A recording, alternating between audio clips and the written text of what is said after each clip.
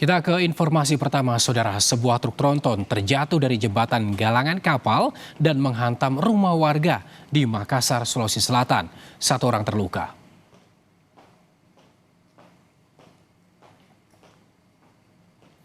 Detik-detik truk tronton terjatuh dari atas jembatan galangan kapal terekam CCTV Selasa dini hari.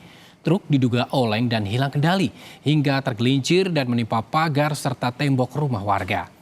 Warga sekitar mengaku terkejut saat mendengar suara seperti gemuruh saat peristiwa terjadi. Akibat kecelakaan ini, saudara, seorang kernet truk mengalami luka karena terjepit kabin truk. Mobil truk 10 roda yang hilang kendali sehingga jatuh dan menimpa dua rumah warga.